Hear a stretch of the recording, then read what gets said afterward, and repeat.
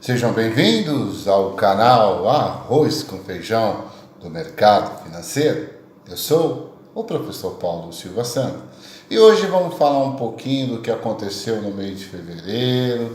Nós temos um mês aí que teve uma oscilação muito grande na bolsa, sobe e desce.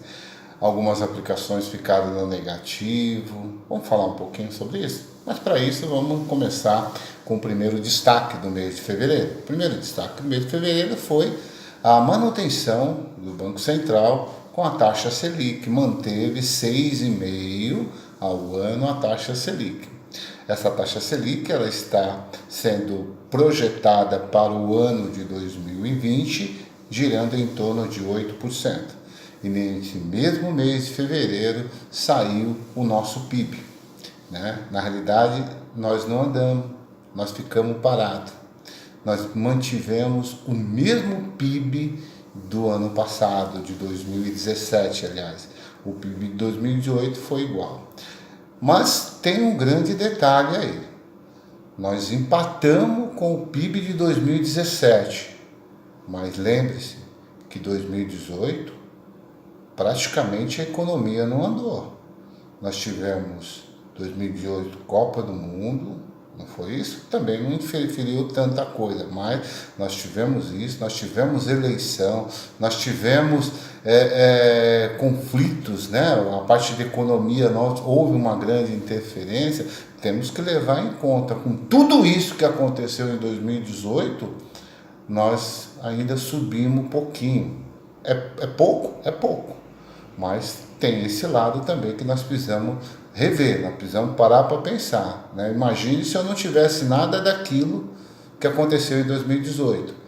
Então eu imagino que, mesmo que seja fraca esse rendimento, esse crescimento de 1,10, nós não estamos negativos, já é um bom começo.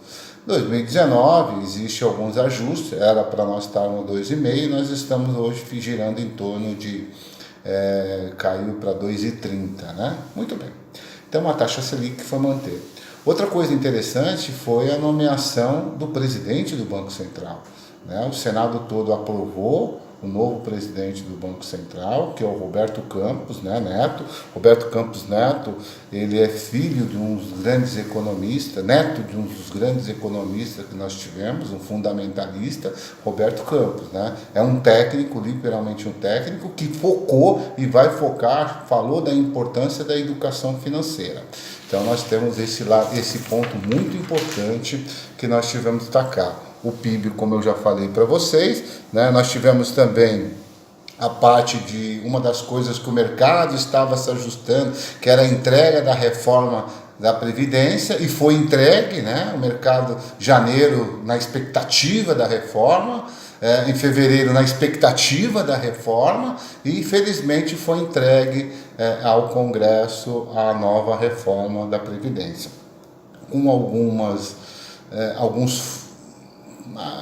coisas que eu até acho que o mercado ficou inseguro, O próprio presidente falando de uma possível alteração. Na realidade, eu acharia melhor ele nem ter falado isso, Mas, de qualquer forma, teve alguns ruídos no próprio mercado, tanto é que a Bolsa estava na expectativa tão grande, quase batendo 98 mil pontos em janeiro, e agora nós fechamos a 94.500. Então, houve algum reflexo da especulação. Legal? Mas nós temos aí esse trabalho árduo que nós estamos tendo, que é o lado fundamental hoje da própria economia, é a aprovação da Previdência, para sustentação e fazer com que dinheiro do exterior, ou seja, investidores, venham para o Brasil. Legal? Muito bem. Também temos aquele conflito Estados Unidos e China. Estados Unidos e China teve interferência, parece que as relações comerciais já estão indo muito bem. Parece-me, Então, quer dizer, já tem algum reflexo no próprio mercado. A China também teve um reflexo muito interessante no PIB dela, O PIB dela me parece, mesmo que ela tenha caído nos últimos 10 anos, mas a previsão para esse ano parece interessante. Alguns benefícios que o próprio chinês estão dando para alguns brasileiros, algumas empresas brasileiras, né? Alguns subsídios, né? Exatamente. Então, quer dizer, principalmente o setor de frango, alguma coisa assim, teve um reflexo muito interessante nas bolsas. E agora vamos para o nosso mercado nacional. Mercado nacional, o que aconteceu? A Bolsa de Valores, nós tivemos uma queda de 1,86%. No ano ainda nós temos uma valorização boa, em torno de 7%, uma valorização bem significativa, né? O dólar, nós tivemos uma variação cambial, o dólar houve um aumento, um crescimento de 2,37%. Claro, devido a todos esses conflitos e essas especulações que nós tivemos no mês de fevereiro, com a entrega da Previdência, a uma possível alteração da Previdência, da nova Previdência, criou um certo desconforto no próprio mercado. E aí o que aconteceu? O que aconteceu hoje, por exemplo, nós estamos falando agora em março, dia 7 de março, nós tivemos um problema com um câmbio que batendo a 3,90, subiu bastante. Mas por que foi isso? Isso foi literalmente, não foi porque Bolsonaro falou ou não falou, Bolsonaro tuitou ou não tuitou, não. Esse câmbio 3,90 que aconteceu, tanto é que a Bolsa teve um leve resultado positivo de 0,13, alguma coisa desse sentido, praticamente empatou, mas o motivo maior da variação cambial ter subido foi exatamente lá com o presidente lá da zona europeia lá, que falou do que eles vão fazer com crédito, se eles vão estimular ou não, e isso deu um reflexo muito grande, uma desconfiança muito grande no mundo, na economia mundial, que tem esse reflexo. Então, isso afeta, sem dúvida nenhuma, que o Brasil também, né? Mas eu imagino que vai se ajustar. Vai ser um ano que um pouquinho meio turbulento, mas de qualquer forma a gente vai ter que ficar de olho nisso por causa dessas variações que nós estamos tendo. Mas não deixa de ser interessante você aplicar nessa parte de risco. A renda fixa, nós tivemos a renda fixa em torno de 0,49% ao mês, em média todos os fundos de renda fixa, poupança 0,37%, e tem um detalhe. A inflação IGPM subiu, 0,88. Significa que renda fixa, poupança e alguns tesouros, nós tivemos uma perda real. Nós perdemos para a inflação. O IGPM ficou em 0,88, quase 1%. Nominalmente eu posso ter ganhado, mas em termos reais, nós perdemos. Isso aconteceu no mercado. Aquele que aplica de um mês para retirar no outro mês, se fez isso, vai perder, né? Vai perder, e perdeu mesmo, o que aconteceu. Alguns fundos multimercados tiveram um destaque muito interessante, mesmo que ele tenha algumas aplicações em ações, dólar, ele tem uma cesta, né? Uma cesta diversificada, e aí isso ajuda em algumas variações.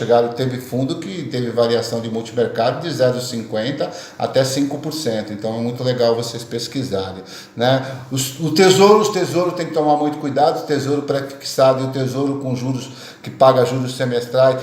A maior parte desses tesouros que pagam pré-fixado com juros semestrais deram abaixo que a poupança, foi abaixo que a poupança, então por isso tem que tomar cuidado. É aquele que aplica um mês e quer resgatar no outro mês, então tem essa variação muito grande nessa parte do tesouro. O Tesouro Selic, todos empataram com a poupança, né? Mas perderam da inflação. O IGPM foi um dos tesouros que paga juros semestrais, que pagou quase 3 vezes mais que a poupança, teve uma rentabilidade legal. E todos os tesouros IPCA, a maior parte deles foram rentabilidade negativa. Nossa, tem rentabilidade negativa no Tesouro? É possível sim, se você for aplicar no mês e resgatar agora, sim. Se você pegar a aplicação desde o início da assinatura até o final do vencimento, que você não vai ter, você vai pegar os juros e mais a inflação. Com certeza vai ser positivo, vai bem ser negativo. Agora, se você está pensando a curto prazo, curtíssimo prazo, você pode ter problemas sérios com o fundo. Legal? né? Então, mais ou menos esse é o resumo que nós passamos no mês de fevereiro do mercado financeiro, uma visão geral, lembrando-se que amanhã tem alguns índices muito interessantes que vão ser divulgados e pode afetar o próprio mercado. Amanhã nós temos alguns indicadores legais da própria economia que vai afetar, mas eu acredito sim que esse mês de março, agora que nós vamos começar a trabalhar, vai ser um mês interessante. E a dica para vocês, sem dúvida nenhuma, se você não quiser entrar nas ações, pega um fundo multimercado que dá para ter um respaldo, uma segurança muito interessante. Legal? Essas são as dicas do professor Paulo Silva Santos, arroz com feijão do mercado financeiro. Um grande abraço, até o próximo programa.